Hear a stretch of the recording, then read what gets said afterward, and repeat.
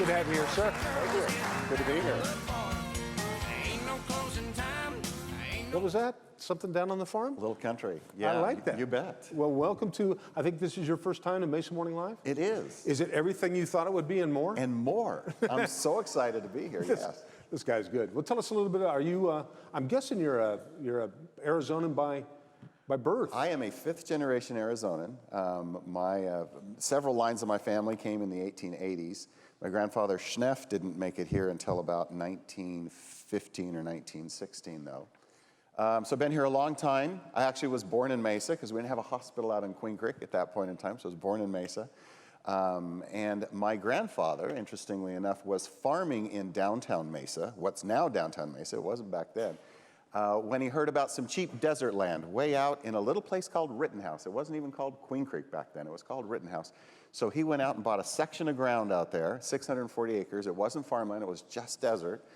And sent my dad out. My dad was the oldest of 7 kids, and he sent him out because he was 19 years old, and you know he could handle the desert and the dust and all that. And he had just gotten married to my sweet mom, and they spent their honeymoon night out there in a little one-room shack. Developed it into to a beautiful and successful farm. Well, that's awesome. The oldest of 7 kids. My dad was. Yeah. Not me. Yes. I'm still trying to nail that 5 That kids 5 thing. down. Yeah, I have 4, so if you maybe add some here and well, there. that's good yeah. enough. Well, good. Now, are these your 4? Oh my gosh, yes, that's one of our more recent family photos. That's my beautiful wife, Carrie, on the left there. And then I have my oldest son is on the far right, that's Connor, he's 20. My next oldest is Grayson, he's 18. And then my daughters, McCall and Hayden. What a beautiful family. That looks like the kind of picture that's already in the frame when you buy it at a nice store. If you could just delete me, then you would be correct, No, yes. that is beautiful. And I'm guessing that's the farm behind you? Absolutely. We just do everything on the farm. And there's a great photo of pumpkins. The farm is just under 300 acres. Okay, I thought that was a real bee. No. But we do have amusement rides, and a lot of people don't realize that because we don't put it right out in front.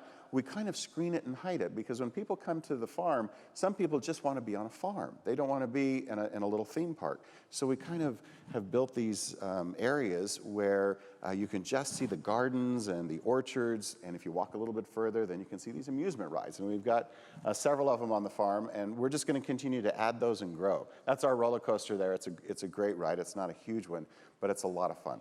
Well, that's awesome. Good for you. So is it still, obviously it's still a working farm. It's a working farm. In fact, most people don't know that or they don't understand that. We are a real working farm. We're the largest peach grower in the state of Arizona. We have a fantastic peach festival in May where we get about 30,000 people this year that came out, picked our crop clean. They enjoy peach foods, peach sampling. Our bakery is going 24 hours a day. But it's a real working farm. I grow alfalfa, I grow Bermuda grass for hay for horses. We have an organic garden where people can actually come out and pick their own chemical-free vegetables. And that's just a huge hit. We've been inviting the public to the farm for probably 40 years, but it's just been in the last 20 that we've kind of made that transition to where we're now an agritainment farm. And we're one of the top 5 agritainment farms in the entire nation, getting about 200,000 visitors a year. And a lot of people don't know this, they grow brides and grooms there too. It's like, a full cycle sort of farm here. That's very organic right there. That's beautiful. We host a lot of weddings. The wedding reception center is the old farmhouse that I grew up in. My wife and I moved out of it a few years ago and converted it into a wedding reception center. We do many, many weddings. It's right, the backdrop is the orchards. But people, they do their photographs all around the farm when they come out for the weddings. And so they'll wander into, the sunflower area or into the orchards or even on the rides and things. Very nice. So 200,000 people a year visit. It is. We're one of the largest attractions in the state of Arizona. That's very cool. And how many, you're the largest peach grower in the state. How many peaches do you? We are. I have about 4,000 trees, and it happened a little bit by accident. Wow. We've been growing peaches on the farm since the 1960s. My dad planted the first orchard, but it was a really small part of the business. And we would commercially pick them, ship them, usually out of state. And then whatever was left over, we'd invite the public to come out and glean, kind of pick what was left over. Well, so we thought, well, we'll have this little peach festival. We didn't have any money for marketing, so it was just kind of word of mouth. My wife sent out some press releases. The press picked up on it. And the very first peach festival we had 20 years ago, we were picked out of peaches in about an hour and a half. And it was a 2-day festival.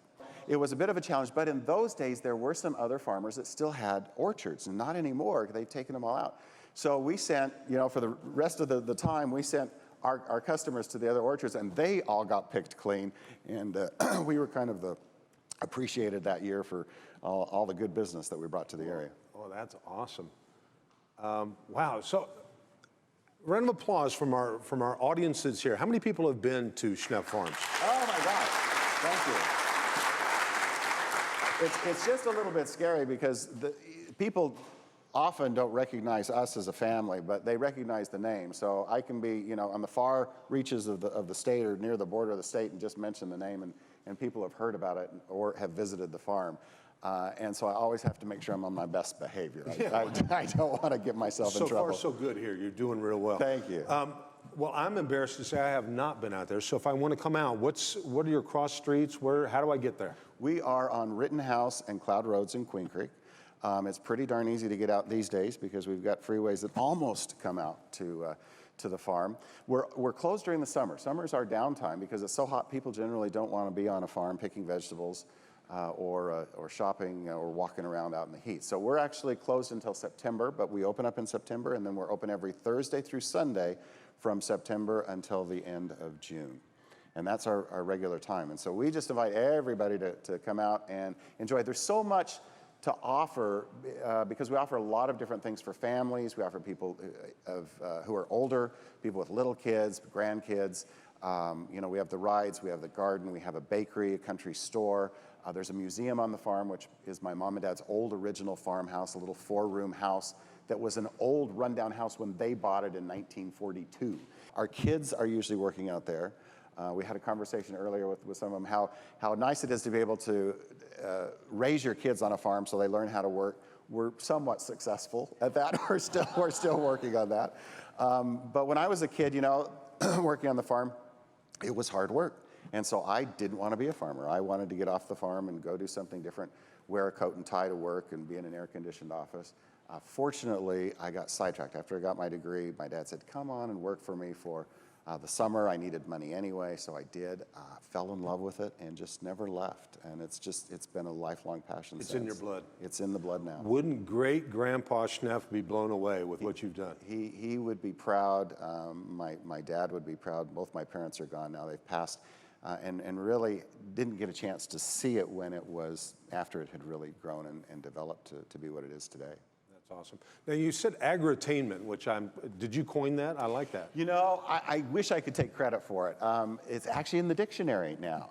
But there's been a movement for the past 20 years of family-owned farms who are trying to keep it a farm and earn a living. And that was our whole emphasis here, is a lot of my neighbors were selling their farms in the 90s, and my wife and I didn't want to sell the farm. We wanted to raise our kids on the farm, so we had to figure out a way to make a living.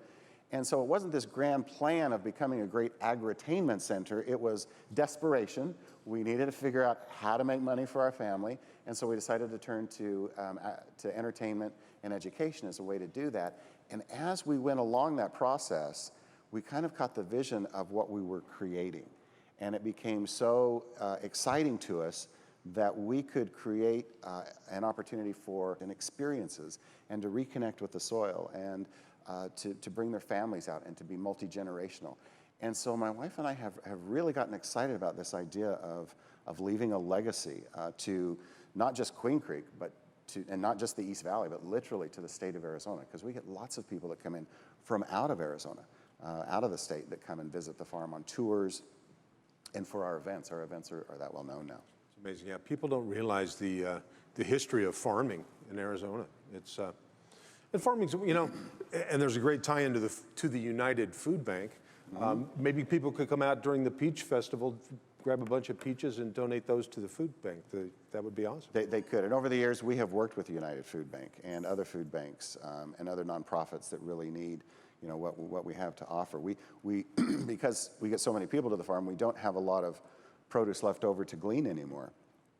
But we've been involved with a lot of programs that hopefully have helped a number of people in the community. Well, we never stop and think about, we just eat 3 times a day. You never stop and think about where the food comes from. Yeah, So, yeah. there's a lot of, now whenever you hear about farming, it's like the state of Washington or Colorado. They're doing a different kind of farming there. Yeah. They're growing a cash crop that's probably not available at a Schnepf farm. I got a text message the other day saying, "Have you ever considered this crop?" And I said, "No, we're a family venue, and we're not going in that direction.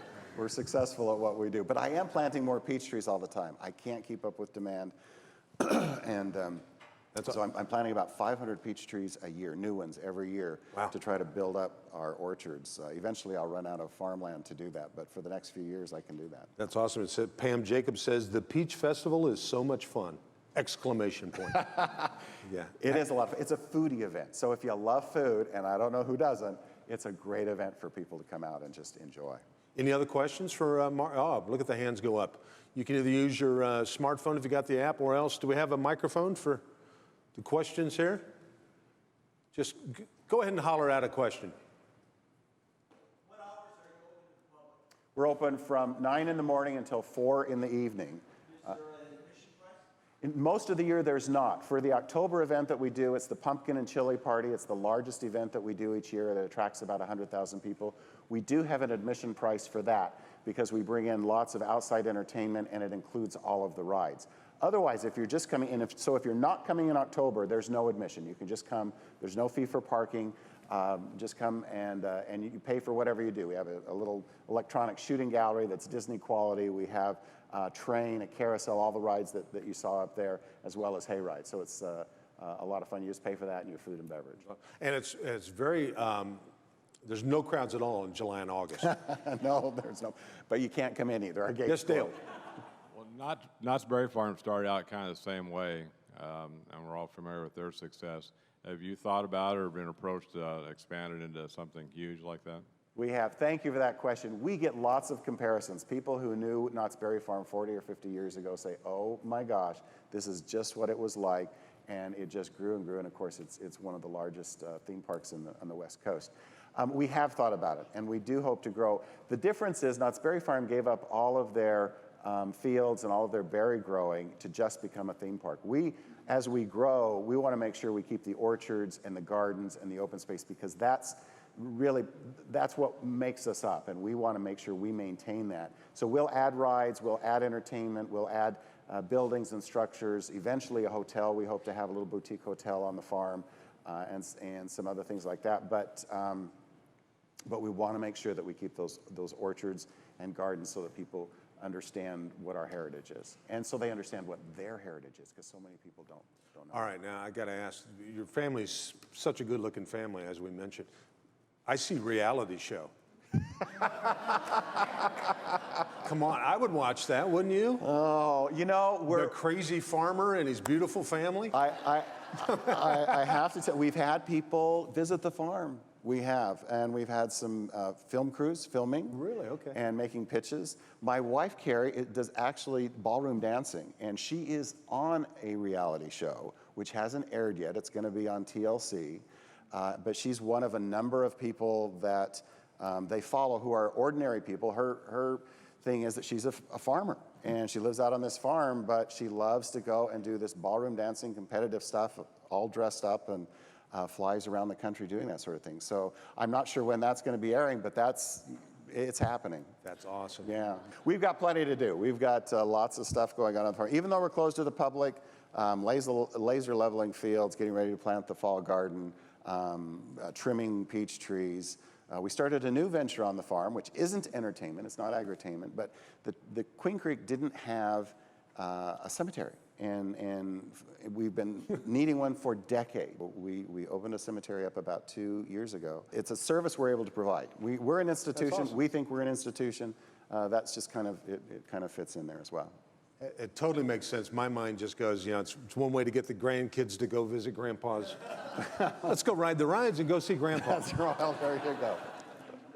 We'll edit that out. That never has to really appear on channel. No, that's awesome. Well, good for you. You got to fill a need. You do. You do. That's great. And we plan on having the farm there forever. So we just want to make sure that we're able to really meet the needs of the community. So you're planting 500 peach trees a year. What's the lifespan of a peach tree? About 20 years, and then you have to pull them out, cut them up for firewood, and plant new ones. So we're always rotating our crops every year.